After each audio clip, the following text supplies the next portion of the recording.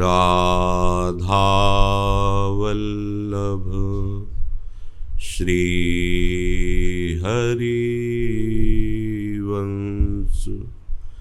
राधा वल्लभ श्री हरिवंश राधा वल्लभ श्री हरिवंश।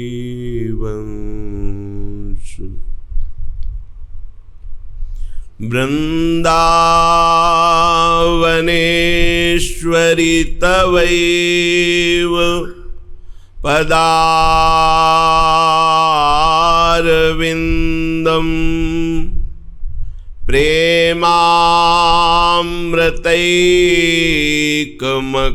प्रेमामृतैकमकरन्द रसौघपूर्णम्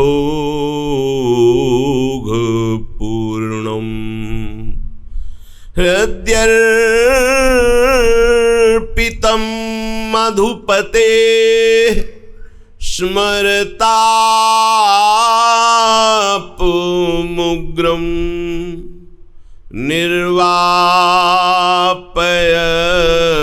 परमो शीतलमाश्रयामि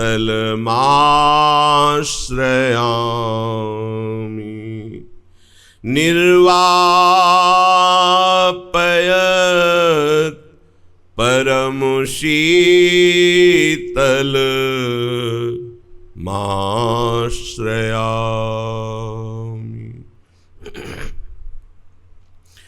राधा राधा राधा राधा राधा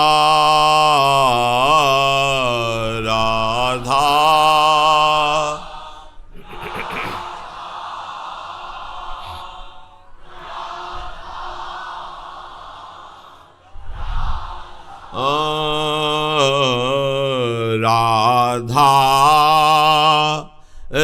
राधा राधा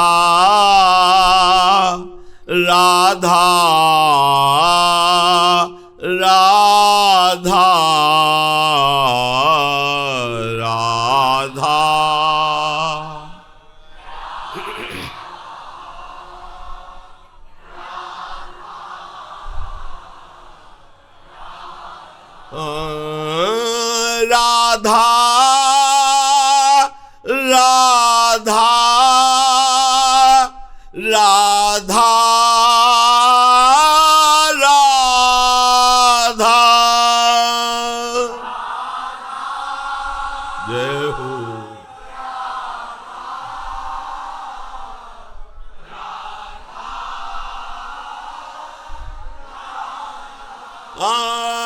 राधा राधा राधा राधा राधा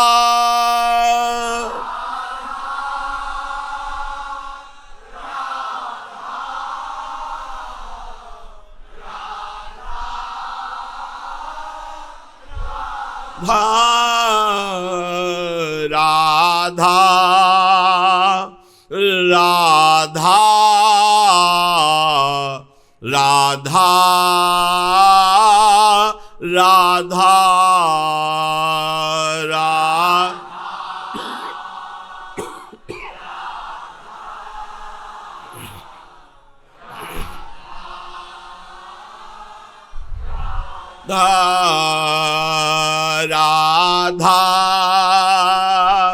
राधा राधा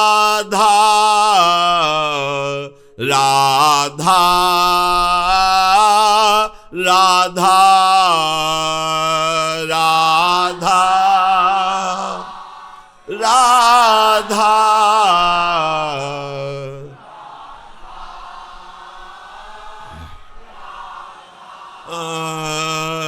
राधा राधा राधा राधा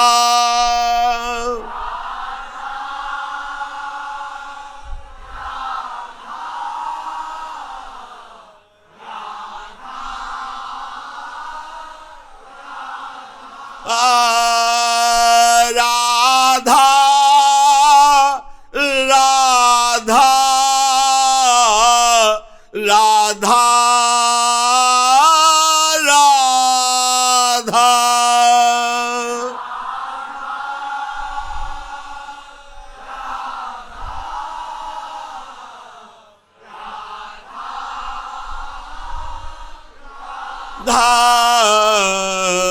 राधा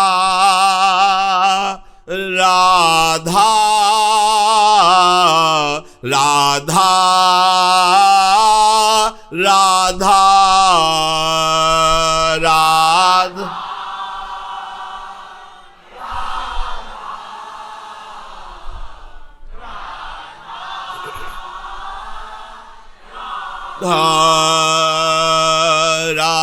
राधा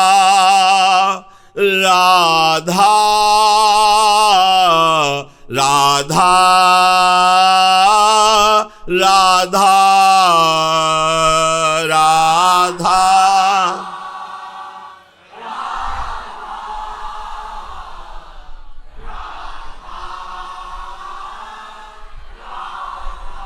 श्री राधा वल्लभ लाल की जय।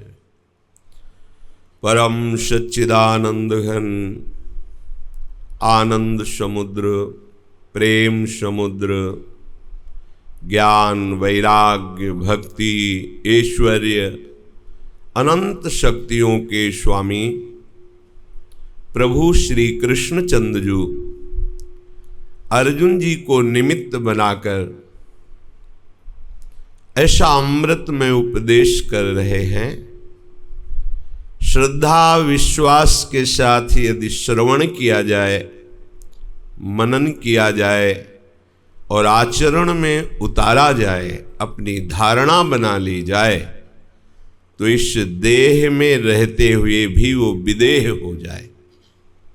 द्वंद्वातीत अवस्था, जीवन मुक्त, जिसे परम शांति, परम आनंद, परम सुख कहते हैं, वो उसे प्राप्त हो जाए। और यही सबका लक्ष्य है। पर दिशा सही ना होने के कारण जो हमारी सेवा सामग्री है वो भोग सामग्री बन गई है। स्थूल शरीर, सूक्ष्म शरीर, कारण शरीर और प्राप्त विषय पदार्थ, ये हमें सेवा सामग्री मिली है भगवत प्राप्ति के लिए।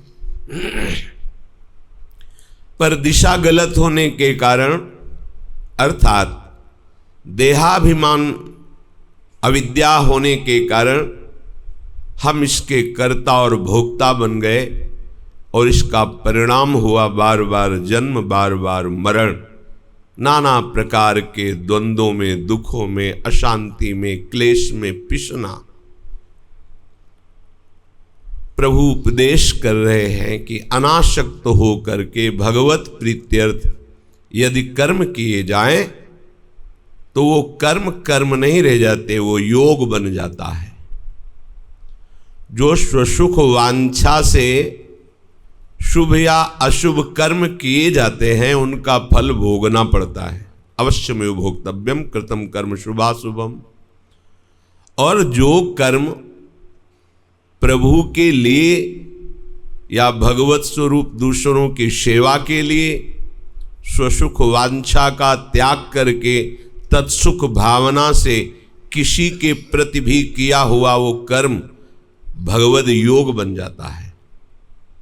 भगवत प्राप्ति का वो महान सौभाग्य उदय कर देता है। क्योंकि कर्मों का कर्ता भाव, भोगों का भोक्ता भाव ही मलिनता है।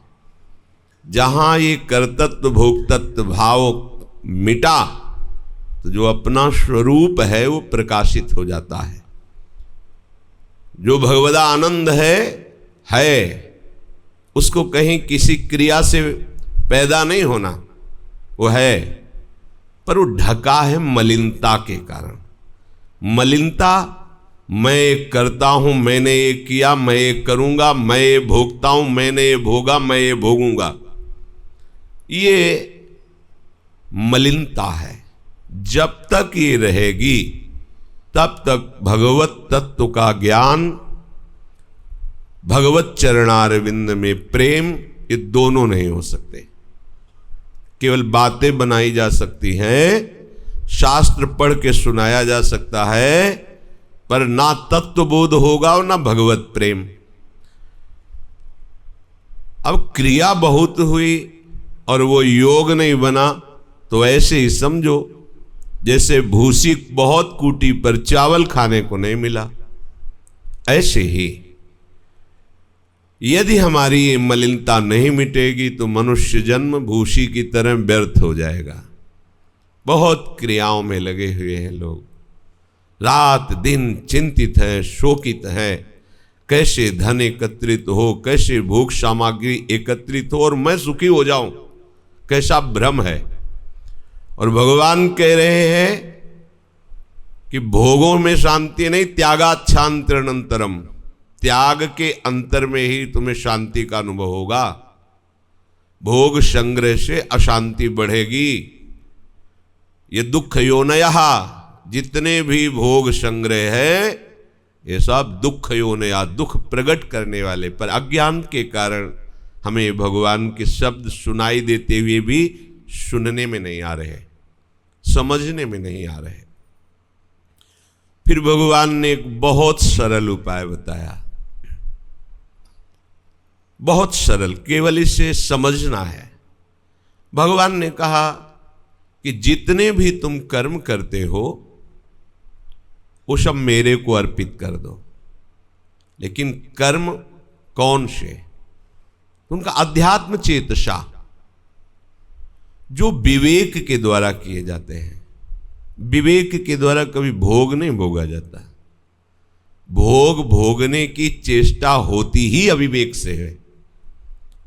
मैं पुरुष हूं या स्त्री हूं, मैं करता हूं, मैं भोगता हूं, ये घोर अज्ञान का लक्षण है।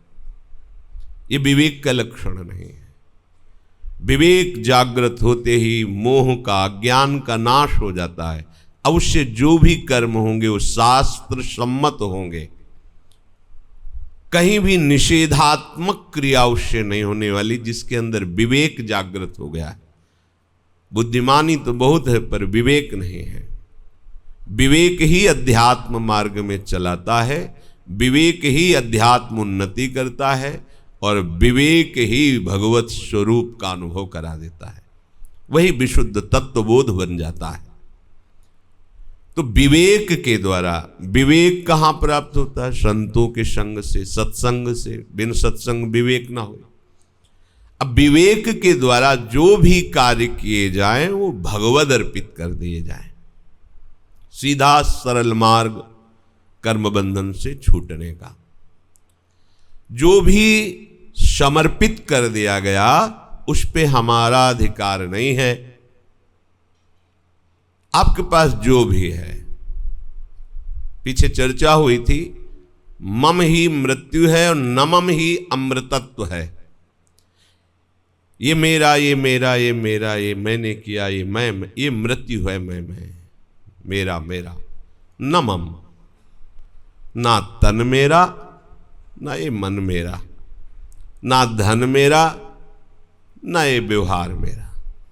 हे नाथ, आपका रचा हुआ ये प्रपंच आपको समर्पित है। किंचिन मात्र कहीं मेरा कुछ नहीं है, आपके सिवा आप मेरे हैं। बस। बहुत सुंदर समर्पण की वृत्ति भगवान वर्णन करते हैं।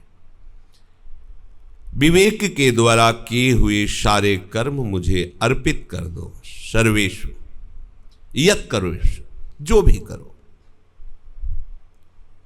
पर उसमें निराशी निर्ममो भूत्वा, तुम्हें समर्पण के बाद कोई आशा नहीं करनी है। तो हमने ये किया तो हमको ये मिलना चाहिए, ये किया तो हमको ये मिलना चाहिए। और कहते हैं हमारा समर्पण है। क्या समर्पण किया? मैंने ये कर्म किया, इसका मुझे फल मिलना चाहिए। ये असमर्पित अंतःकरण में आता है। समर्पित अंतःकरण में ये बात नहीं आती।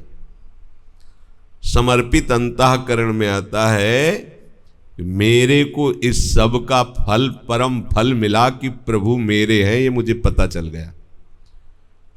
और जिनको मैं भूल से अपना मान रहा था, स्थूल शरीर, सूक्ष्म शरीर, कारण शरीर, भोग सामग्री, जिनको मैंने अपना मान रहा था, मुझे इस समर्पण का फल मिला कि मुझे पता चल गया कि अपने नहीं है। तो बिना शरीर अभिमान के कोई कामना उत्पन्न ही नहीं होती।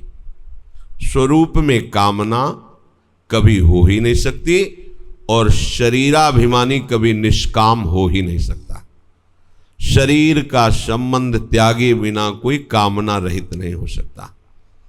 कामना रहित हुए बिना कभी कोई सुख शांति को प्राप्त हो ही नहीं सकता। ये बस सिद्धांत समझना। भगवान के निराशी, आशा रहित, समर्पण, आशा रहित, किसी भी तरह की अनुकूलता की मांग अपने, अब तो भगवत प्राप्ति की भी मांग नहीं रखनी है। क्यों? क्योंकि किसको भगवत प्राप्ति होनी? जो भगवत विमुखता थी वो सब समर्पित हो गया, तो आपकी स्वतः ऐसी स्थिति हो जाएगी कि आपकी मांग ना तो अपने कल्याण की होगी, ना मोक्ष की होगी और न भगवत प्राप्ति की होगी। क्योंकि ऐसा समर्पण होते ही तुम्हारे मन में, तुम्हारे नेत्रों में, तुम्हारे रोम रोम में प्रभु बस जाएंगे। जो बसे हुए हैं उनका अनुभव हो जाएगा। सच्ची मानिए, यह समर्पण बहुत बड़ी सिद्धि है। देहाभिमानी अपनी क्रियाओं पर विश्वास करता है। मैं रोज अमुक कार्य करता हूं, अमुक कार्य करता हूं, वो मैं नहीं छोड़ सकता। क्रियाओं पर उसकी आशा, उसका भरोसा, उसका जीवन उन क्रियाओं पर है। और यहां हमारा भरोसा, हमारी आशा, हमारा जीवन हमारे प्रभु हैं, प्रियालाल हैं। जो भी वो क्रियाएं करवा रहे हैं वो स्वाभाविक उनकी हैं। यदि ऐसा बोध नहीं हो रहा तो समर्पण कर दीजिए उन क्रियाओं को, जिनसे क्रियाएं होती, उन करणों को, जिनसे करणों के द्वारा जिन वस्तु पदार्थ से क्रियाएं संपन्न होती, उन सामग्री को, करण को, सामग्री को, क्रिया को समर्पण कर दीजिए। तो जो बचा वो आप हैं। वो चाहे उधर आप देखो, चाहे इधर आप देखो, आप ही आप हैं। ही में न जान परे कान है कि प्राण है। प्राण भय कान में, कान भय प्राण में, ही में न जान परे कान है कि हो गई भगवदाकार वृत्ति। अब जो इसमें मिलन की चाह की व्याकुलता दिखाई देती है, वो तन मन के बिछुरे नहीं पर चाह बढ़े दिन रैन, ये प्रेम की दशा है। अब उसे न कल्याण की फिक्र है, न उसे व्यवहार की फिक्र है, न परमार्थ। एक अद्भुत मस्ती, ममता भी नहीं रखनी। दी हुई वस्तु में ममता रखने वाला देने का नाटक करता है, वो दंभी है। जब वस्तु दे दी तो उस पर मेरा अधिकार नहीं। दूसरे शब्दों में, जिसकी वस्तु है उसी को दे दी तो उस पर मेरा अधिकार क्या? वो थी ही उन्हीं की, अज्ञान से हमने अपनी मान ली। इसलिए निर्ममो, समर्पित वस्तु में ममता नहीं रखनी। ये शरीर, ये जीवन, ये श्वासें, ये चेष्टाएं अपने प्राणाधार प्रभु को समर्पित है। अब मुझे परवाह नहीं कि शरीर अगले क्षण रुकेगा कि नष्ट हो जाएगा। नहीं, मुझे बहुत जीना है क्योंकि भजन करके भगवत प्राप्ति करनी है। नहीं, जितनी श्वासें हैं पर्याप्त है भगवत प्राप्ति के लिए। एक श्वास भी पर्याप्त है। इसी श्वास को समर्पित कर दो, अगली श्वास नहीं आई तो आप भगवत प्राप्त हो ही जाएंगे, निश्चित हो जाएंगे। जितनी श्वासें हैं आप प्रभु को समर्पित है, जीवन प्रभु को समर्पित है। अब न जीने की इच्छा है, न मरने की इच्छा है, न करने की इच्छा है, न कुछ पाने की इच्छा है। समर्पण बहुत जोर का ऐसा ही स्थिति प्रदान करता है, पूछो मत। एक अद्भुत, वो मतलब वाणी की सामर्थ्य नहीं, सबसे बड़ा योग है ये समर्पण योग। भक्ति में चरम अवस्था है ये। श्रवणम, कीर्तनम, स्मरणम, पाद सेवनम, अर्चनम, वंदनम, दास्यम, सख्य, आत्मनिवेदनम, ये है आखिरी आत्मनिवेदनम।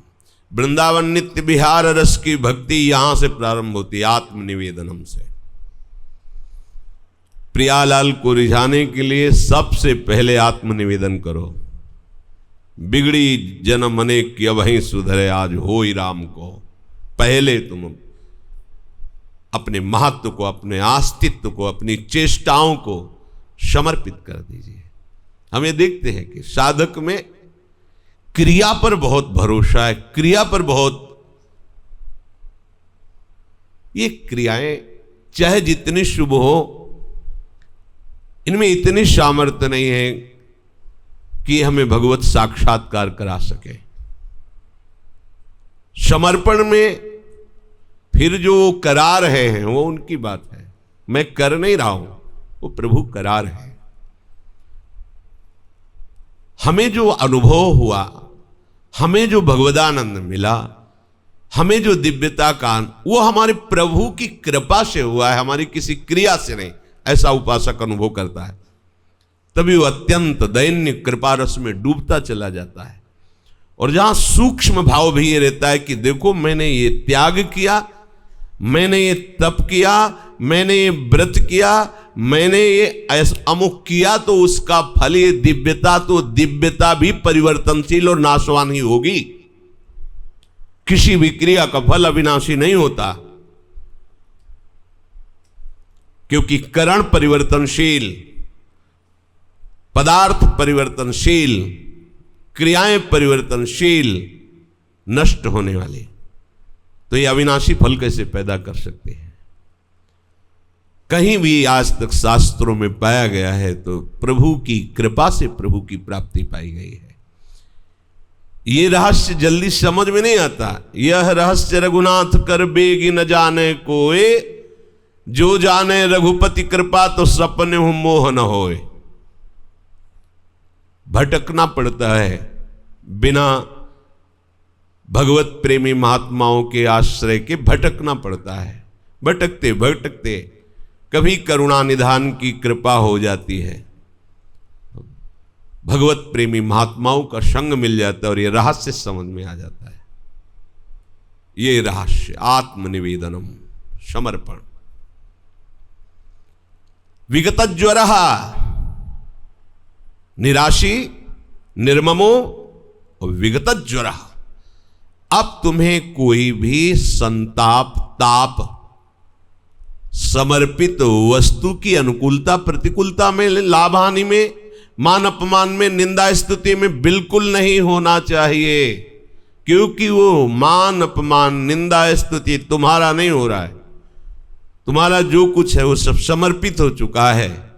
अब वो मालिक जाने कि उसकी स्तुति करेगा या निंदा करेगा, अपमान तिरस्कार करेगा या सम्मान करेगा, ये उसका विषय है। अपने को केवल अपने स्वामी की तरफ देखना है। प्रभु कह रहे जो इस मेरे मत को, मत कहते सिद्धांत को, जो मेरे इस मत को स्वीकार करेगा वो निश्चित परम शांति, परम सुख को प्राप्त हो जाए। खुली बात भगवान कह रहे।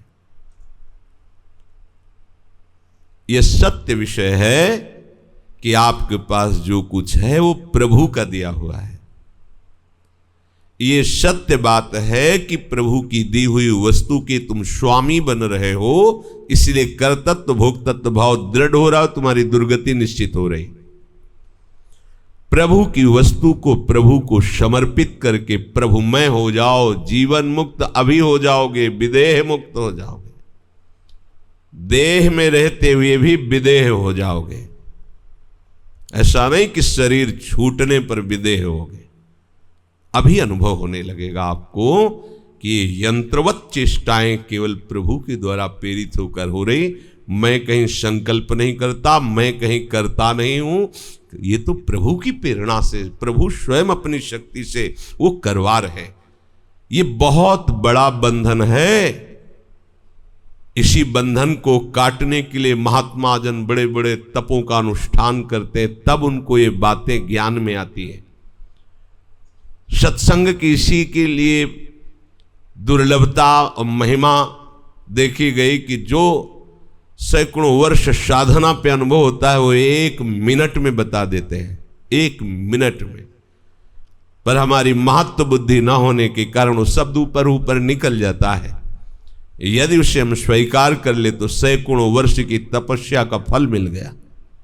बड़े बड़े महापुरुषों ने कठोर तप के द्वारा हृदय को पवित्र करके जो बात देखी वो हमको एक क्षण में सुनने को मिल जाती है। इसलिए सत्संग की बड़ी महिमा है। तात स्वर्ग अपवर्ग सुख धरी तुलाए कंग, तुलन ताहि सकल मिली जो सुख लव सत्संग। एक लव मात्र के समय के सत्संग की महिमा को न मोक्ष सुख, ना तो देवराज इंद्र का पद, न ब्रह्मा का पद, कोई भी समानता नहीं कर सकता। मर्त सुख की तो बात ही क्या। क्यों? क्योंकि उसमें ऐसे शब्द मिल जाते हैं जो कई जन्म साधन करने पर शायद अनुभव में आते। वो हमको अभी एक क्षण में संत कृपा से, संत संग की अद्भुत महिमा वो हमारे हृदय में आ जाते हैं। भगवान कह रहे मेरे सिद्धांत को जो मानता है, अनुसरण करता है, वो परम शांति को, परम सुख को प्राप्त हो जाता है।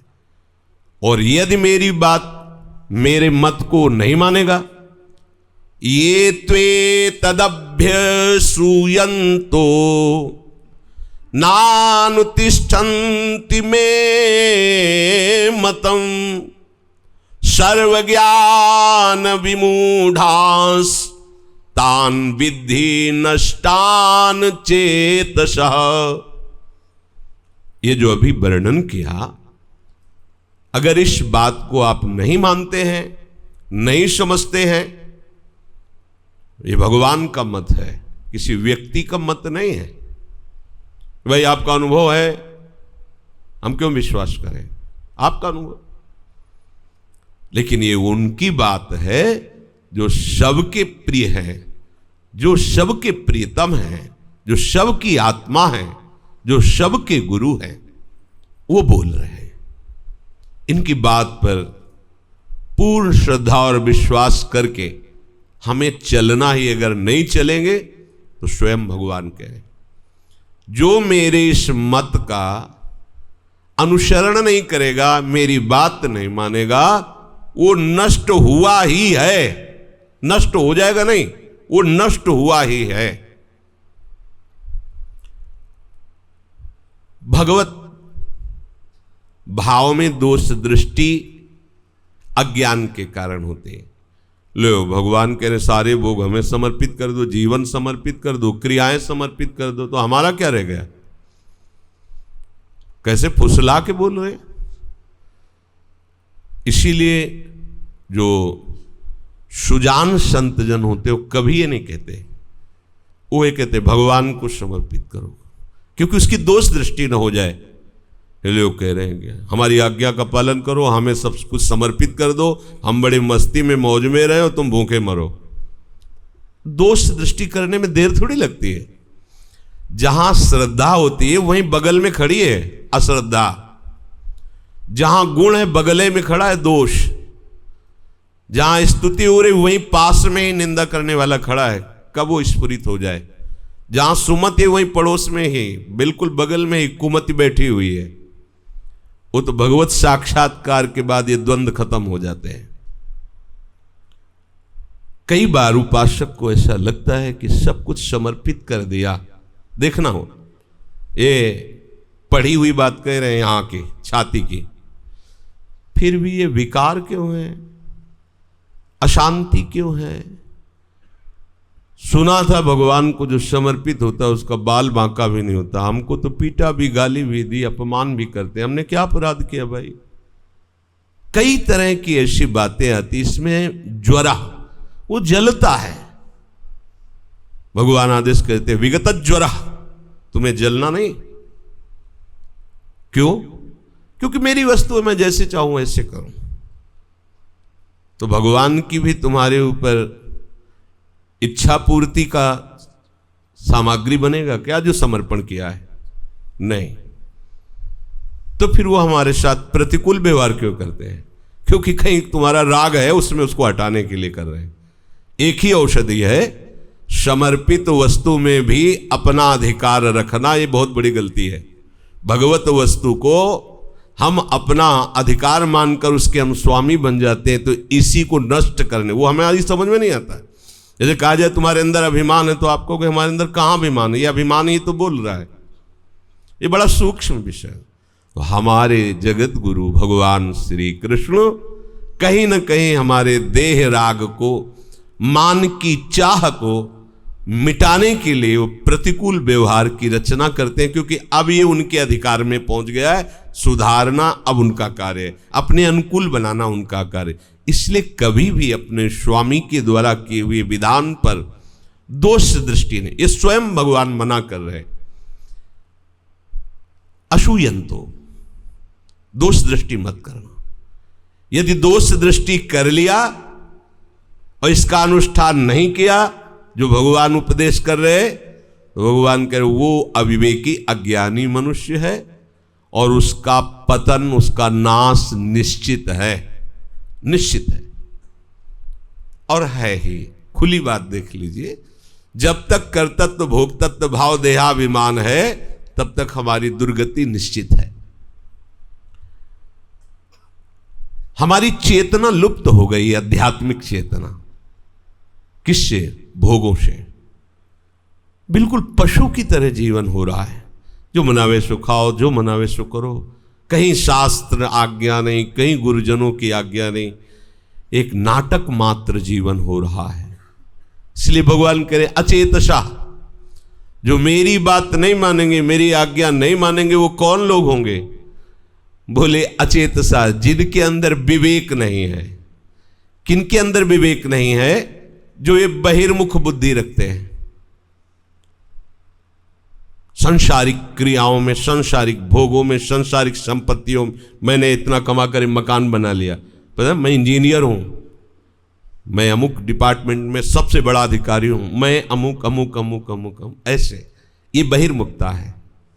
वास्तविक तुम बहुत बड़े अधिकारी हो, प्रभु के अंश हो, इस बात पर तुम्हारी दृष्टि नहीं जाती। बाहर की क्रिया और बाहर के पदों और बाहर की भोग सामग्री पर वो अचेतसा है, विवेकहीन है। हो गया हवाई जहाज उड़ा दिया, वो विवेकहीन है। कितना बुद्धिमान है? तो हम बुद्धिहीन थोड़ी कह रहे हैं, हम विवेकहीन कह रहे हैं। विवेकहीन का तात्पर्य है जो शत असत का निर्णय नहीं कर सकता, जो ना अपने को जानता है ना सामने वाले को जानता है, उसे अविवेकी कहते हैं। इस 3.5 हाथ के शरीर में आप रह रहे हैं, अपने को जान पाए क्या? तो क्या जान पाए? क्या जानकारी? सामने हमारा परब्रह्म परमात्मा तत्व ही खेल रहा, जड़ चैतन्य, जान पाए क्या? तो विवेक ही न, बुद्धिमान तो बहुत है। देखो कैसे कैसे मिसाइलें बम बन रहे कि एक साथ करोड़ों लोग मारे जा सकते हैं, ये बुद्धि। लेकिन एक साथ करोड़ों का उद्धार कर सके, भगवत प्राप्ति करा सके, शरीराभिमान से रहित करके भगवत तत्व में स्थित कर सके, वो है विवेकवान बोध संपन्न कोई महात्मा। विधि नष्टान, जो मनुष्य शरीर को पाकर के भी इस मनुष्य शरीर का राग नहीं मिटा पाए, वो नष्ट ही है। क्योंकि सुअर कुत्ता बनने पर आप राग नहीं मिटा पाएंगे। एकमात्र केवल ये मनुष्य योनि है अपने उद्धार के लिए, अपने कल्याण के लिए। जो भगवान के सिद्धांत को मान लेता है, चल पड़ता है, तो उसे अंतिम श्वास तक निश्चित भगवत प्राप्ति हो जाती है। अंतिम श्वास क्यों कहा गया? क्योंकि हो सकता है कि पूर्व संस्कारवश उसमें दोष की क्रियाएं होती रहे, हो सकता है वो तन्मय ना हो पाया हो सकता है समर्पण में अधूरापन हो, पर उसने समर्पण की ठान ली है। इस ठान लेने का फल होगा कि अंतिम श्वास तक उसे भगवत साक्षात्कार हो जाएगा, अर्थात तो भगवान को ही प्राप्त होगा। ये विश्वास कर, ये भगवान के वचन है, वो निश्चित भगवान को प्राप्त होगा। कल चर्चा इस पर हुई थी। प्रभु के मत को मानने से ही हमारी मति प्रभु तक पहुंच सकती है, अन्यथा नहीं।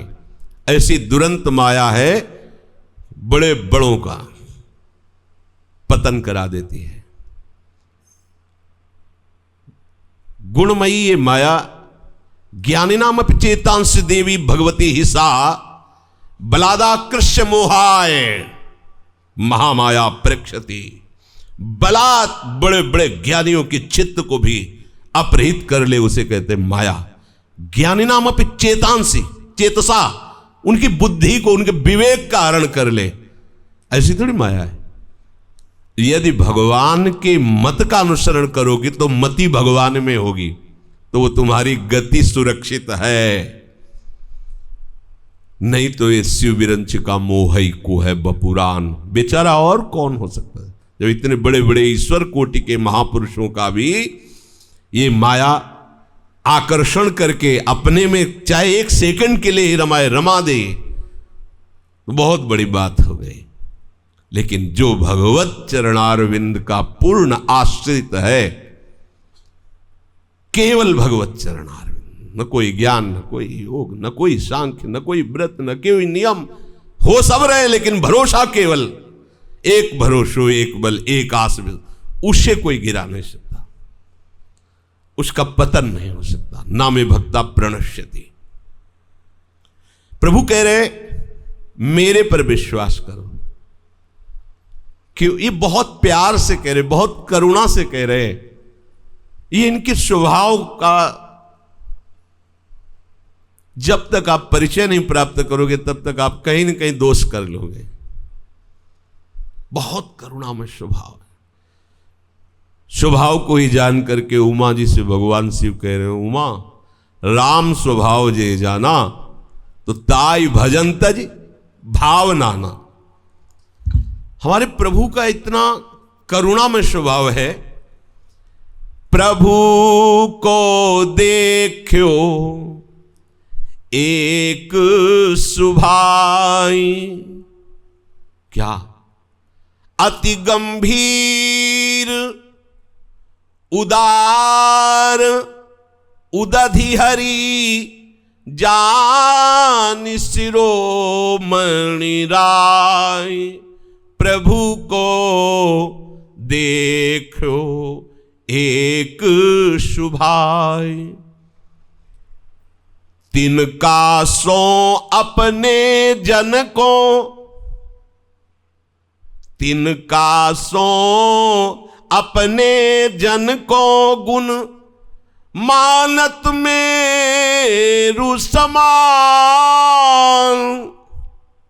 सकुचि गणत अपराध समुद्र ही, बूंद तुल्य भगवान। प्रभु का एक स्वभाव देखा। श्री सूरदास जी कह रहे हैं, बड़े अद्भुत महापुरुष सूरदास जी, जन्म से ही भगवत सिद्ध। आंखें बाहर की तो अंतर्हित है, बाहर से तो दिखाई नहीं, पर प्रभु के प्रत्येक श्रृंगार का ऐसे वर्णन आंख वाला भी नहीं कर सकता। छोटी सी पत्रावली भी उनके नेत्रों से छुप नहीं सकती थी, बाहर नेत्र थे ही नहीं। जहां श्री लालजू का पर्दा खुलता, श्रीनाथ जी का आप शुरू हो जाते। जो श्रृंगार किया है गोस्वामी जी ने, वो पूरा ज्यों का त्यों, सब आश्चर्यचकित होते, क्योंकि पर्दे के अंदर क्या श्रृंगार हुआ है सिर्फ गोस्वामी जी जान रहे हैं। और कोई तो देखा कि बता दिया हो तो वो उसका बड़े महाकवि हैं, तत्काल पद रचना करके बोले हो सीधे सामने। एक बार इनकी परीक्षा के लिए ऐसा ही किया गया। स्वयं आचार्य चरण ने इनकी महिमा को प्रकाशित करने के लिए ऐसा किया कि ठाकुर जी को स्नान करा दिया, बस कोई श्रृंगार नहीं किया, पर्दा हटाया, जय हो जय, तो सब आश्चर्यचकित हो गए। सूरदास जी से कहा आज के श्रृंगार का वर्णन करो, तो उन्होंने गाना शुरू किया, आज मैं हरि देखे नंगम नंगा। सब आश्चर्यचकित हो गए कि कोई श्रृंगार नहीं, बोले आज हरि देखे नंगम नंगत, सब आश्चर्य। ये भगवत नेत्रों से संपन्न वो क्या कह रहे, मैंने देखा हरि का एक स्वभाव देखा।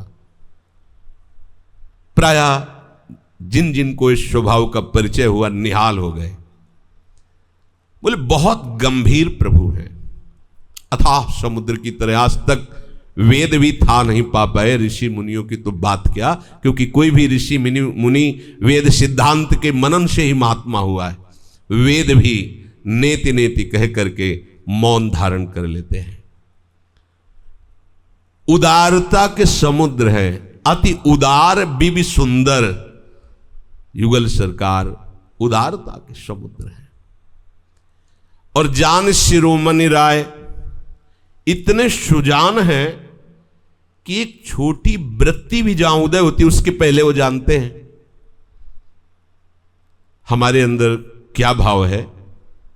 जो प्रकट हो रहा उसके पहले ही वो जानते हैं। अपने को बताने की जरूरत नहीं कि देखो हरि हम आपका भजन इतने दिन से कह रहे, आप हम पर कृपा करो। ये तो व्यवहार मात्र है, कहने की जरूरत नहीं। प्रभु जानत सब बिनहि जनाए।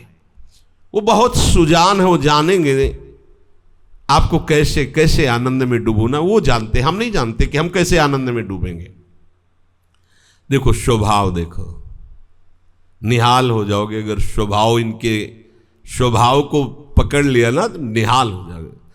जैसे महाप्रभु जी ने लाडली जी के स्वभाव को देखकर कह दिया कि बाहर के बड़े बड़े साधनों को और बड़े बड़े साधन सिद्धों को भी छोड़ दो, आ जाओ वृंदावन। वृंदावन सर्व महता मपहाय दूराद, वृंदाटवी मनुष्य प्रणयन चेता। बोले क्यों? बड़े बड़े साधनों को छोड़ दो, बड़े बड़े सिद्धों को छोड़ दो, वृंदावन आ जाओ तो क्या है? बोले यहां एक ऐसे स्वभाव वाली करुणामय किशोरी जो विराजमान है, जिनका सत्तारणीकृत स्वभाव सुधा रसौघम, रस की अमृत है, अमृत की समुद्र है। आ जाओ, इनका स्वभाव है सब क्षमा करके अपने प्रेम रस में डुबो देते हैं। ध्रुवदास जी ने इनके स्वभाव को देखा। सहज स्वभाव पर्यो नवल किशोरी जू को, मृदुता, दयालुता, कृपालुता की रास है। नेक हूं ना रिस कहूं, भूली हूं ना होत सकी, ये रहत प्रसन्न सदा ये, और मुख हास्य है। ऐसी सुकुमारी प्यारे लालजू की प्राण प्यारी, धन्य धन्य धन्य तेई जे इनके उपास। ये यहां सूरदास जी कह रहे कि जिसने प्रभु को अपना मान लिया है, जरा सा ऐसे तिनका शुष्क, बहुत ही जरा सा कोई। ध्रुवदास जी ने श्री जी के स्वभाव में वर्णन किया, राई के संभजन को मानत मेरु समान। या सूरदास जी हरि के स्वभाव करे, तिनका सो अपने जन को गुण मानत मेरु समान। देखो जुगल सरकार का स्वभाव, जरा सा आप प्यारे जो की शरणागति, जरा सा आप उनकी सेवा भजन, वो जानते हो क्या मानते हैं? मेरु सबसे बड़ा, इस मृत्यु लोक में सबसे बड़ा पर्वत है सुमेरु पर्वत, 4 लाख योजन स्वर्ण का। प्रभु उसको बहुत बड़ी साधना उपासना मान लेते हैं। देखो तिनका सो, खास बात, अपने जन को, ये पकड़ो, अपने जन को। गोस्वामी तुलसीदास जी, जन अवगुण प्रभु मान न काऊ, दीन बंधु अति मृदुल स्वभाव, रहत न प्रभु चित चूक किए की, रहत न प्रभु चित चूक किए की, करत सुरत सवार ही की। हृदय की, हे प्रियाजू लालजू मैं आपका हूं, ये हृदय की बात है। अब हमसे ऐसे आचरण बन जाते हैं जो नहीं बनने चाहिए। राहत न प्रभु चित, प्रभु के चित्त में ये बात नहीं रहती, चूक किए की, क्या? वो करत सुरति, 100 बार उसको कि इसने तो कहा था कि प्रभु मैं आपका हूं, तो मेरी ही चूक है, ऐसे उदार। तिनका सो अपने जन को गुण, मानत मेरु समान, और अपराध समुद्र के समान उसका अगर हो गया, समुद्र अथाह, तो सकुच गणत अपराध समुद्र बूंद तुल्य भगवान। समुद्र के समान पापाचरण कर बैठा तो उसको बहुत सकुच करके कि हम ही ने बहुत सिद्धांत बनाए हैं तो चलो कोई अंगुली ना उठा दे, इसलिए समुद्रवत अपराध का प्रभु बूंदवत भाव करके उसे निपटा देते हैं। लेकिन हमारे श्री जी बूंदवत भी नहीं। अवगुण करे समुद्र सम, गणत न पलो जान, नहीं, क्योंकि यहां नेक हो न, यहां तो सकुच है। किस बात की? कि हमें ने शास्त्रों में सिद्धांत बनाया है, अगर इसको थोड़ा सा डांट नहीं लगी तो बात बनेगी नहीं, क्योंकि हमें ने सिद्धांत बनाया है, वो प्रभु है। तो सकुच करके, जैसे प्रभु अपने जन को कैसे अपराध मुक्त करते, जैसे अपने लाडले पुत्र को देखा माने कि फंस गया, अब ये चार लोग घेर लिए, अब ये जरूर पीटेंगे। वो बीच में कहा था दुष्ट रुक जाओ, हाथ पकड़ के बहुत ऊंचा हाथ उठा के, और ऐसे वहां पहुंचते पहुंचते हाथ का वेग, फिर तो चार लोग, अरे बहन जी रहने दिए, बच्चा ही तो है, बहन जी फसला पीछे से। एक मां अपने वात्सल्य के कारण इतना नाटक करेगी दंड देने का कि दूसरे बचाने के लिए विवश हो जा रहे, रहने दी नहीं, दुष्ट को कई बार समझा। ऐसे ही प्रभु करते हैं, बहुत बड़े अपराध को ऐसे सूक्ष्म। वो जो थोड़ा चवेटा लगा, यहां से नस टूट गई, बोले जब से भजन शुरू किया विघ्न ही विघ्न हो रहे हैं। अरे विघ्न नहीं, नस नहीं टूटनी थी, नस टूटनी थी तुम्हारी। एक ही नस का फ्रैक्चर हुआ है, महीना 2 महीना में ठीक हो जाएगा, राधा राधा जपो। ये दोष दृष्टि मत करो कि भजन कर रहे थे फ्रैक्चर, अगर भजन न करते तो नस टूट जाती। भयंकर अपराध है, कितना भोगेंगे, बाप रे बाप, कितना भोगेंगे। संचित कर्मों का खजाना लगा हुआ है। भीष्म जी जैसे अखंड ब्रह्मचारी परम भागवत करे, 100 जन्म तक देख रहा हूं, कोई अपराध ऐसा नहीं। बोले और ऊपर बढ़ो, ले उनके लिए और ऊपर अपने तो मतलब, तो इनका स्वभाव ही हमारा जीवन। तिनका सो बहुत आनंद का विषय, बात समझना। इससे यह मत समझ लेना कि तुम्हें अपराध करने की छूट मिल रही, भाव को समझना। हमारे प्रभु का ऐसा, जिनका ऐसा स्वभाव, उनके हम प्रतिकूल कैसे चल सकते हैं?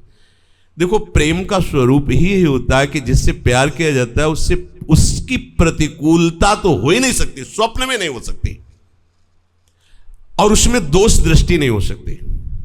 ये 2 खास बातें प्रकट हो जाती हैं जिससे प्रेम किया जाता है। अगर उसका कोई निजी जन आकर के भी बताया कि जैसे तुम प्यार कर, वो ऐसा ऐसा ऐसा ऐसा, एक तो सुनाई नहीं देगा, अगर सुनाई देगा तो हंस देगा, बोले तुम जिसे दोष समझते हो उसे मैं गुण समझते हो। मैंने उनको अपना माना है, बस उनको वो जो चाहे स्वतंत्रता एकदम, और अपने से उनके प्रतिकूल कभी आचरण नहीं बनेंगे। उनके द्वारा किए हुए विधान में कभी दोष नहीं होगा, और अपने द्वारा कोई ऐसा विधान नहीं होगा जिससे उनको हम दुख दे। ये प्रेम का स्वरूप होता है। प्रेम में लोक में भी देख लीजिए, अगर सच्चा प्रेम तो आप देख लीजिए। एक बार जब देखा कि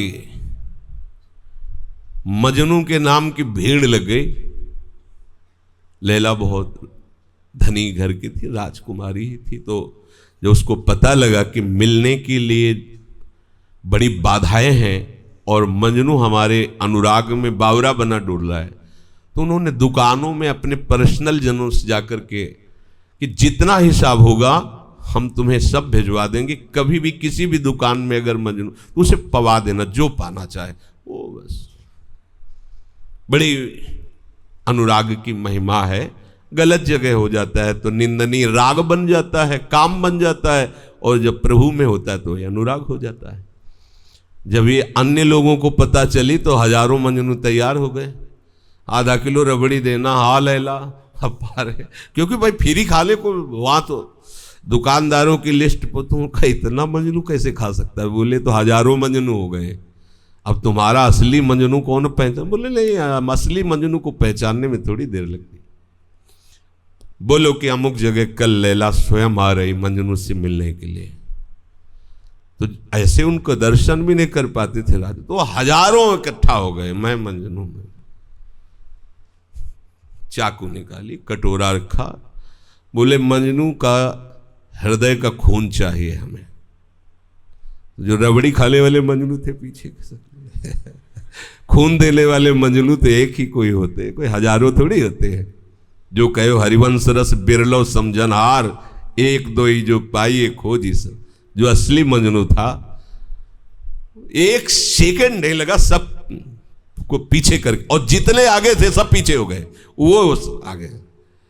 आपको खून चाहिए, हमारा सौभाग्य है कि आपने आज चाह प्रकट की। तो इस पर यह है असली मजनू की पहचान जो है, वो सुख वांछा से रहित होगा, अपने प्यारे को सुख पहुंचाने के लिए पूर्ण समर्पण। कहीं मेरा अधिकार, आज आपने इच्छा प्रकट की, हमारा अहोभाग्य, प्राण ले लीजिए। नारायणत कठिन हरि मिलन की बाटिया में पग, पीछे धरे प्रथम शीश दे काट। तो ये कहीं कोई इससे उत्साह इतना हो जाए कि जम करके पाप करो, भगवान के जन बन जाओ, सब माफ। सिद्धांत है होश में रहना। ये उनके लिए बात है जो प्रभु को समर्पित भावना में है। अभी पूर्व संस्कारवश विवश जबरदस्ती उनसे कोई गलती हो जाती है, तो प्रभु कहते हैं अगर वो समुद्र के समान भी पाप करे, इतना उनका स्वभाव देखिए। यद्यपि शरणागत से ऐसा कैसे हो सकता है, पर भूल चूक अनंत जन्मों के संस्कार स्वभाव से कोई ऐसी चेष्टा बन जाए, प्रभु सकुच करके अगर कोई समुद्रवत अपराध करता है तो उसे बूंद के समान मान के निपटाते। लेकिन श्री जी उसे बूंद के समान भी नहीं। ये लाडली जू का स्वभाव जो जाल गया तो मस्त हो जाएगा, आनंद में मगन हो जाएगा।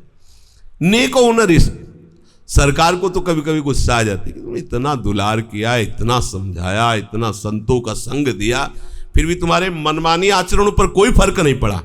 ठीक है, अब हम सुधार करेंगे तुम्हारा, अब वो दंड विधान कर देंगे। लाडली जी का ऐसा स्वभाव नहीं, बहुत करुणा।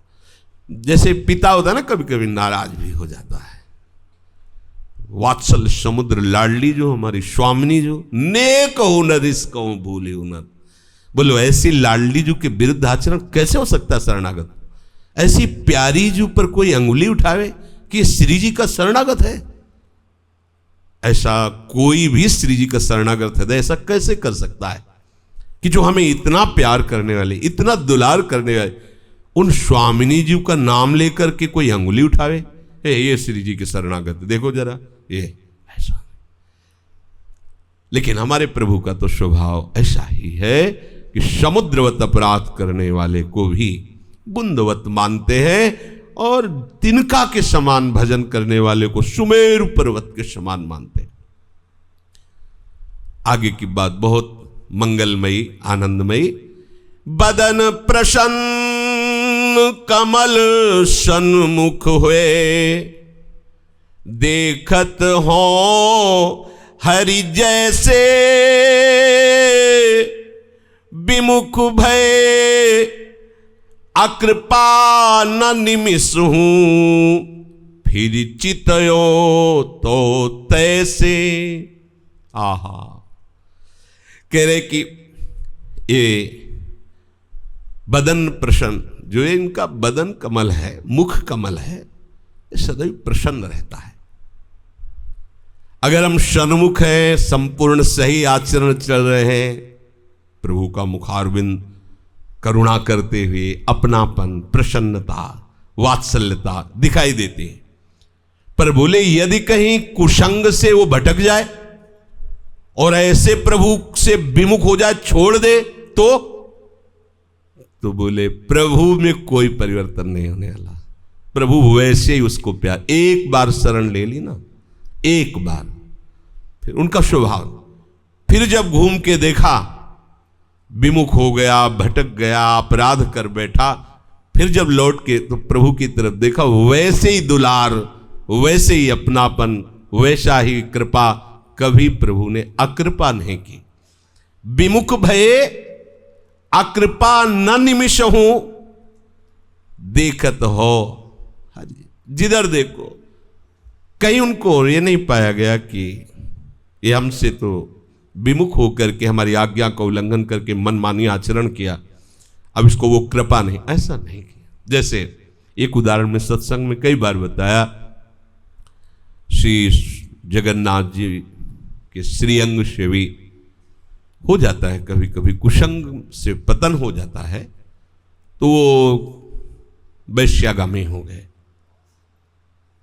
जब ये सवंग सेवियों को पता चला तो एकांत में संगोष्ठी के लिए बैठाला उनको और कहा, अत्यंत दुर्लभ जन्म जन्मांतर से भटकते हुए अपने लोगों को प्रभु ने श्रीअंग सेवा दी और तुम जगन्नाथ जी के अंग सेवी होकर ऐसा अपवित्र मलिन कार्य वैश्यागमन करते हो। या तो जगन्नाथ जी को छोड़ो और या वैश्या को छोड़ो, आखिरी बात है। तो उनका वैश्या को तो हम नहीं छोड़ सकते, जगन्नाथ जी को छोड़ दिया, सेवा छोड़ दी। पूज्य श्री मथुरा दास जी के श्रीमुख से सुना था, बड़े भगवत अनुरागी श्री मथुरा दास जी।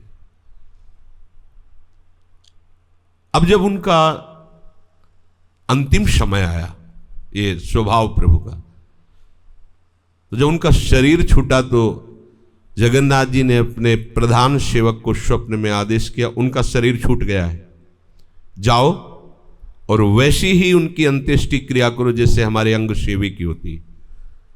बोले प्रभु आप उसके लिए ऐसा क्यों कहे, उसने तो आपको छोड़ दिया था। बोले उसका स्वभाव है, वो छोड़ सकता है, पकड़ सकता है, मेरा स्वभाव नहीं। मैंने एक बार जिसे अपना कहा, अपना कहा।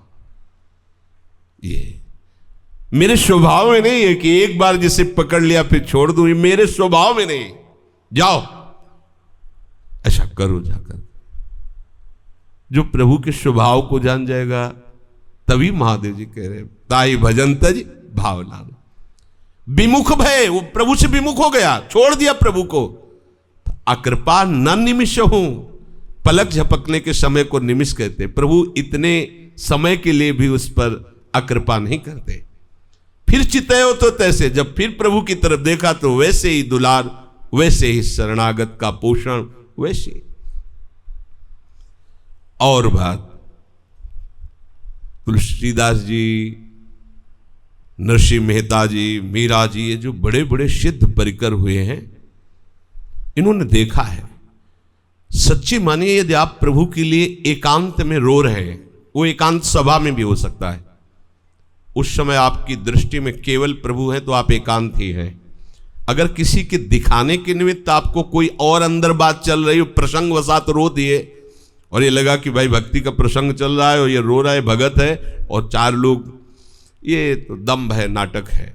एकांत का तात्पर्य है उसके मानस पटल पर केवल प्रभु हैं, चाहे लाखों की सभा वस्त्र चल रहा हो, एकांत ही है। जो एकांतिक प्रेमी जब प्रभु के लिए व्याकुल होकर के अशुभ प्रवाह करता है, तो वैसे ही प्रभु उसके लिए अशुभ प्रवाह करते हैं। जब आप उनके प्रेम का किनका पाकर विकल हो रहे तो प्रेम समुद्र हैं, वो इतने कठोर हैं क्या?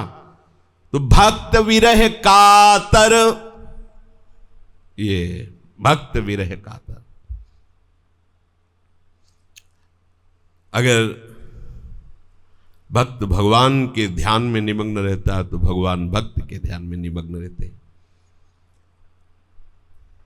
एक बार युधिष्ठिर जी अचानक किसी युद्ध कार्य की सलाह के लिए प्रभु के शिविर में प्रवेश किया तो पद्मासन लगाए प्रभु ध्यानस्थ बैठे थे श्री कृष्णचंद्र जी।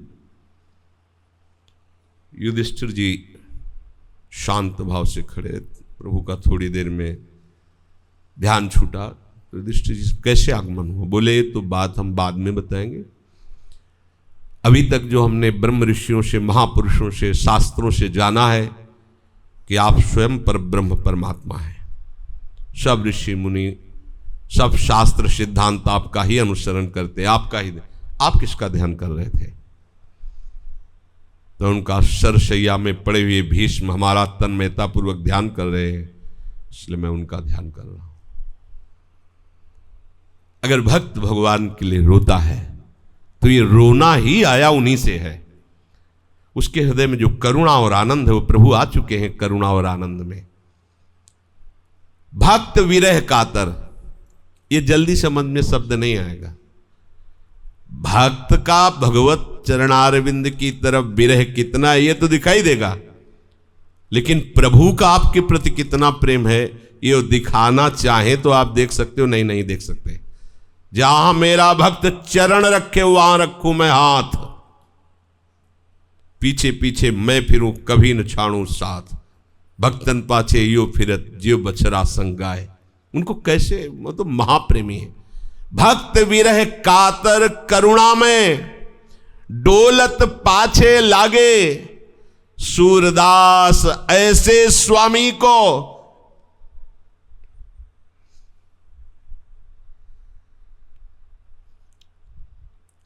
देहि पीठ स्वाभागे। ऐसे करुणा में प्रभु को जो पीठ करके अर्थात विमुख होकर संसार में लगे हुए हैं, अभागे हैं, जो ऐसे करुणा समुद्र प्रिया प्रीतम के चरणों का चिंतन आश्रय सेवन छोड़कर संसार के भोगों में समय नष्ट कर रहे हैं, जीवन नष्ट कर रहे हैं, कह रहे हो अभागे। ऐसा ठाकुर करुणा में हरिशो ठाकुर और न जन को, भगवान के ही सब स्वरूप हैं, पर ऐसी ऐसी उपासना है कि जरा सा बिगड़ गई तो पागल हो जाओगे, नष्ट हो जाओगे। ये हमारे प्रभु ऐसे नहीं, करोड़ों अपराध बन जाए तो भी ऐसे गोद में रखते हैं। ये जो जाने वो निहाल हो गए। एक देखा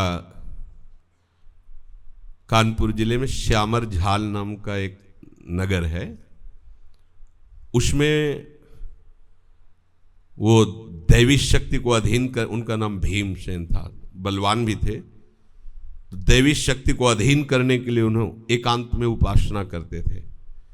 क्या बिगड़ गया उनसे उपासना कि जंजीरों से बंधे खंभे में ऐसे उनको बांध के रखा जाता था, ऐसे पेशाब पी रहे फेंक रहे, ऐसे मल मतलब बहुत ही निकृष्ट दशा, विशाल काय शरीर ऐसा। तो ये जो सिद्धियां प्राप्त करने की, जो शक्तियों को अधीन करने की वृत्ति से बहुतों को देखा गया है कि वो मार्ग से आराध्य देव ही उनके विधान कर देते हैं। जैसे देखो जड़ भरत जी को बंदी बना करके सामने देवी के सामने हिंसा करने के लिए, बलि देने के लिए जो ही जड़ भरत जी का सर झुकाया, ते ही अपनी आराधना करने वालों को देवी जी प्रकट होकर काट दी। भागवत में लिखा ना, सबसे बड़े आराध्य, यद्यप सब रूपों में प्रभु ही है, पर किसी कामना को लेकर, किसी सिद्धि को लेकर के ऐसा, तो फिर उसमें, और अगर आप सीधे निष्काम भाव से किसी की भी आराधना करें तो आप मूल में पहुंच जाएंगे। मूल में पहुंच, कोई भी किसी की भी। तुलसीदास जी सोच के बाद बड़ा कमंडल था, जल भरता तो ऐसे खिलवाड़ में ऐसे डाल देते थे एक पेड़ के, ऐसे उसमें रहता था भूत, और अपवित्र जल वो पान करता है। कुछ दिन पान करने के बाद प्रकट हुआ, हाथ जोड़ के कहा कि आप हमें कोई सेवा बताओ, मैं बहुत प्रसन्न हूं। बोले मैंने तो आपकी आराधना ही नहीं की। बोले जो बचा हुआ अपवित्र जल डालते थे ना, उसमें तृप्त हो गया। बोले एक ही कामना है कि भर नेत्र श्री राम जी को देख लो। तो मेरी सामर्थ्य तो इतनी नहीं है, पर मैं उपाय बता सकता हूं। जहां कथा होती है तुलसी घाट में भगवत चरित्र, वहां से हनुमान जी महाराज पधारते हैं। और ये भी बता देता हूं कि वो मलिन वेश में कथा में सबसे पहले आते हैं और सबके बाद भक्तों की चरण रज को प्रणाम करके जाते हैं। वृद्ध शरीर मलिन वेश, आपको भगवत साक्षात्कार का उपाय बता दिया, आप उनके पैर पकड़ लो, वो सियाराम जी से मिल। ऐसा ही हुआ। गोस्वामी जी ताकते तो सबसे पहले आके एक वयोवृद्ध विशाल काय मलिन वस्त्र धारण किए, सर झुका के बैठ गए प्रणाम कर। कथा संपन्न जब सब चले गए तो ऐसे भक्तों की चरण रज ले, देखो महाभागवत है, चले पीछे लगे कुछ। जब कुछ देर तो धीमे धीमे चले, तुलसी घाट से लगभग 1.5 किलोमीटर दूर संकट मोचन जी होंगे, लगभग, कम ज्यादा भी हो सकता है। जब एकांत देखा तो भागे, जब भागे तो ये रोते हुए, प्रभु अब आप भागेंगे तो फिर मेरा, वहां पकड़ पाए, जाके रुक गए, हनुमान चरणों में गिरे, प्रभु आप ही मुझे हमारे इष्ट से मिला सकते हो। बोले पहचान गए? बोले हाँ। बोले ठीक है, यहां नहीं, चित्रकूट चलो, वहां वहीं भगवत सा। तो मूल बना ना, किसी की भी सेवा निष्काम भाव से हो जो भगवत प्राप्ति करा देगा। अगर सकामता तो फिर उसमें तो कह रहे हरिशो ठाकुर और न जन को, हरि जैसा आराध्य देव और कहीं नहीं देखा गया। जिह जी विद सेवक सुख पावे। देखो अपने लोग समझते हैं श्री जी को सुख प्रदान करने के लिए हम सेवक भाव लिए सेवा कर रहे हैं। अगर आप पलट कर सही माने में देखो तो हमें जो सौभाग्य सुख मिल रहा है उसके परिणाम में हम क्या दिए हैं? क्या दिए हैं आप बोलो?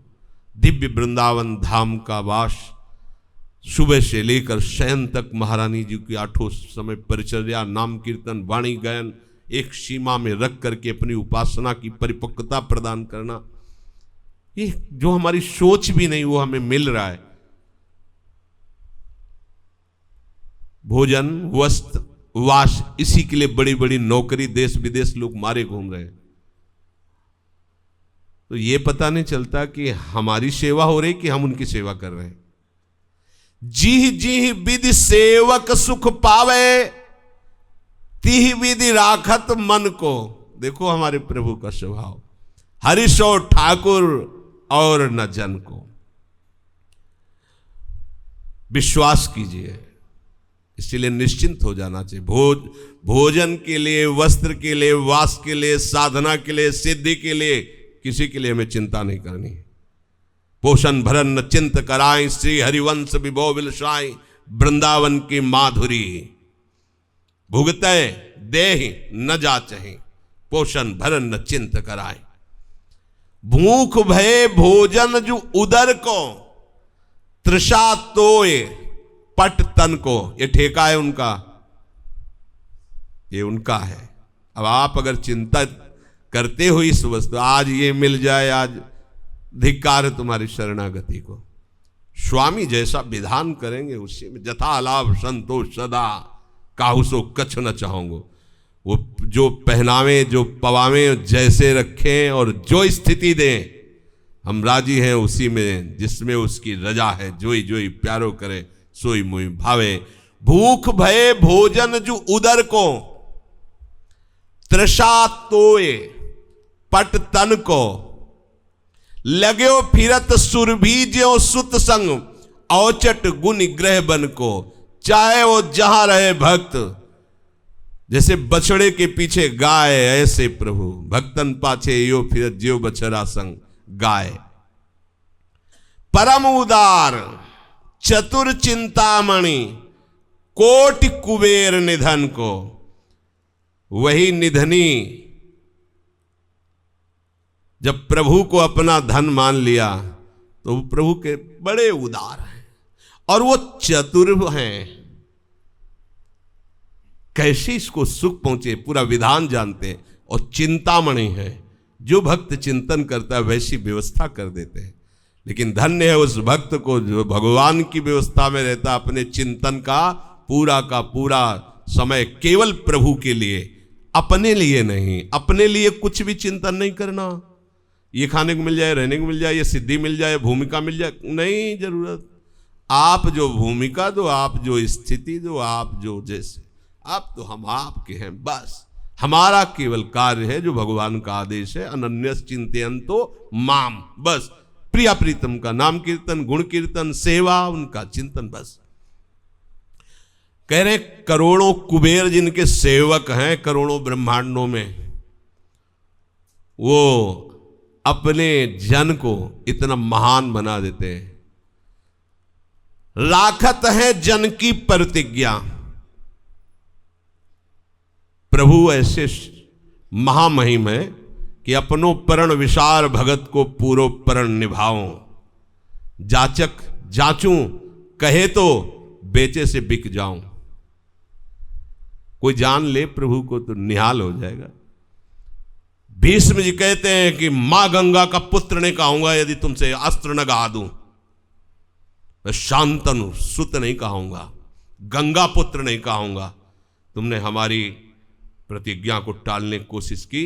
हे कृष्ण, तुम यद्यपि तुम सत्य प्रतिज्ञ हो, लेकिन युद्ध में तुमने कहा मैं अस्त्र नहीं कहूंगा, मैं गाऊंगा तुमसे। भला कौन इनको अपने संकल्प से विचलित कर सकता है? लेकिन अपना प्रण धूल दूसरित कर दिया और दौड़ पड़े रथ का पहिया लेकर मारने को भीष्म को। ये केवल लीला। पृथ्वी कांपने लगी तो पीतांबर स्पर्श कर रहा भूमि को, चिंता मत करो, ये केवल लीला करे, मारेंगे नहीं। ऐसे भीष्म जी ने धनुष बाण धर दिया और आंसू बहने लगे कि वेद शास्त्र पुराण सत्य संकल्प आपको कहता है, लेकिन मुझ अधम के लिए आपने अपने सत्य प्रतिज्ञा को तोड़कर मेरी प्रतिज्ञा को पूर्ण किया। भगवान को बार बार नमस्कार रहे करे। बोले राखत है जन की प्रतिज्ञा, अपने जन की बात रख देते हैं। हाथ पसारत कन को, त्रिभुवन का भरण पोषण करने वाला अपने भक्त के सामने मांगता है कन को। विदुरानी जी से कह रहे भूख लगी है लाओ। अभी छोड़ के आ रहे 56 भोगों की व्यवस्था दुशासन ने की। दुर्योधन ने कहा चलो सरकार भोग आरोग्य। बोले भूख नहीं है, तेरे में प्रीति नहीं और मेरे में भूख नहीं है। और जब विदुरानी वहीं से सीधे विदुरानी जी के पास, और वहां क्या कह रहे बहुत भूख लगी है, कुछ पवाओ ना। वो पूछती क्या पवाओ? तो सामने फल दिखाई दिए केला। बोले वो केला रखे, गूदा निकाल के फेंक देती, छिलका मुंह में है। आनंद मगन होके प्रभु पारे, वाह वाह। विदुर जी आए थे, अरे पागल प्रभु को क्या। सुदामा जी के मलिन वस्त्र में बंधी हुई तंदुल, और छुपाए कहां है? तो कितने 2-4 किलो थोड़ी है, थोड़े से छीन के, और जब पाते हैं तो वाह वाह करे कि आज तृप्ति हो रही।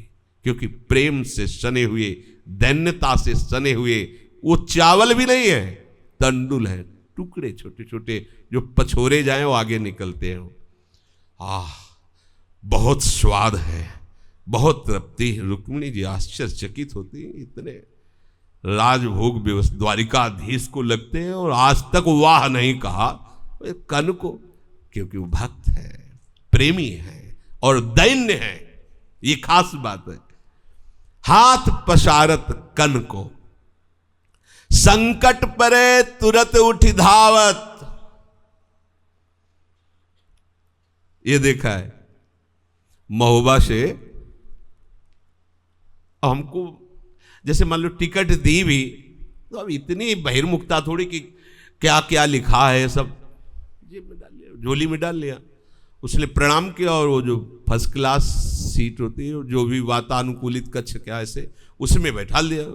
हमें तो ठसा के टिकट है इतनी बड़ी, वो बैठे थे। थोड़ी देर बाद पूरा फोर्स आया, महोबा से वाराणसी जा रहे थे। खड़े होइए।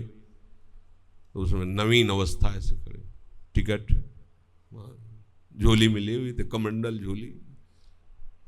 वहीं तक देखा, बेवकूफ बनाते हो। ये 3 स्टेशन की साधारण डिब्बे की टिकट है। कब निकल गए स्टेशन और आप कहां जा रहे हैं? तुम कहा वाराणसी जा रहे हैं। अब फोर्स के आदमी में तो गर्मी तो होती है, क्योंकि फोर्स है तो फोर्स, फोर्स है तो फोर्स। एक उनमें से गाली देने लगा। हमें कुछ समझे नहीं भाई, टिकट तो हमें, अब हमने ये भी नहीं देखा था कि 3 स्टेशन के क्या, वो कैसे भाव से क्या किया उसने, हमें टिकट दे दी। तो हम चुप खड़े थे। ऊपर एक आदमी सो रहा था, वो उतरा सीधे, अंग्रेजी से उनसे बात की, रुपया निकाले। इतनी बड़ी टिकट उसकी होती, वो उस वाले कैसे वो टिकट दी हमें। बोले बाबा जी आप बैठ जाइए। और उनसे कहा आगे वो पीटते, उतार देते। उड़िया बाबा के एक थप्पड़ मारा था, बाबा नीचे उतरकर सीधे संकल्प की आज के बाद किसी सवारी में ले बैठे। ऐसा नहीं कि ना पीटते, हो सकता है पीटते, लेकिन संकट परे तुरंत उठे। अब देखने को तो लगा कोई व्यक्ति नहीं है, साक्षात प्रभु उसके हृदय में शासन करे, चल ऐसा कर, तुरंत 1 सेकंड में निवार, 1 सेकंड। कई बार ऐसा देखा है कि अगर प्रभु ना होते तो क्या हो सकता था, कई बार देखा, कई बार तुरंत उठी धावत। वहां तत्काल दिखाई दिया कि केवल प्रभु रक्षा कर रहे, अगर ना होते तो क्या। संकट परे तुरंत उठी धावत, परम सुभट निज पन को। भगवान का एक बाना है, हमारे जो लाडले प्रभु हैं, शरणागत अभय वीरद पतित पावन बाने। उनका बाना है, उनका स्वभाव है, उनके वचन है, जो चरणों का आश्रय ले ले, कोई कितना भी पतित हो उसको पवित्र करके जगत पूज्य बना देते हैं। मम भक्ति युक्तो भुवनम पुनातु, और अपने शरणागत को सदैव अभय प्रदान करते हैं, स्वप्न में भी भय नहीं आने पाता। सच्ची मानना, कई बार हम विनोद में बता देते हैं पासा, जैसे स्वप्न में देखा कि लोग आसपास से आए हैं और मारना चाहते हैं, घेरे हैं, कभी ऐसा कोई संयोग ऐसे स्वप्न, तो अंदर से प्रेरणा होती उड़ जाओ ना, तो ऐसे ऐसे करने लगते तो आकाश में चले गए। अरे हम कहा ये तो बहुत बढ़िया, बच गए। अच्छा, वहां भी बुद्धि काम कर रही कि देखो इतना उड़ना कि वो बिजली के खंभा में मत लड़ जाला। स्वप्न में भी मतलब देखते, स्वप्न में भी भय से रक्षा करते। तभी कहा ना, प्रभु के हो जाओ स्वप्न में भी भयभीत नहीं हो सकते, अर्थात स्वप्न में भी भय नहीं, स्वप्न भी आनंददायक। और कभी संयोग वसात भय का आ गया तो वहां सरकार वहां स्वप्न में भी बचा लेते, स्वप्न में भी दुखी नहीं होने देते। संकट परे तुरंत उठी धावत, परम सुभट निज पन को। कोटिक करे, हमारे हरि अगर वो राई के सम भजन कर ले, तिनका के समान, तो सुमेरु के समान मान लेते हैं। और आप करोड़ों प्रकार से उसे सुख पहुंचाते हैं, फिर भी सोचते हैं कि मैं अपने ऐसे ही मैं अपने भक्त को कुछ कर नहीं पा रहा हूं, इसे सुखी नहीं कर पा रहा हूं।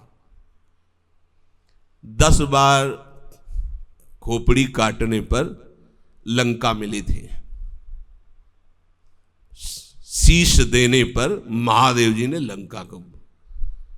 और वही जब विभीषण को प्रभु देखते हैं तो सकुच दीन रघुनाथ, क्या अपने भक्त को तुच्छ सोने की लंका, सकुच दीन।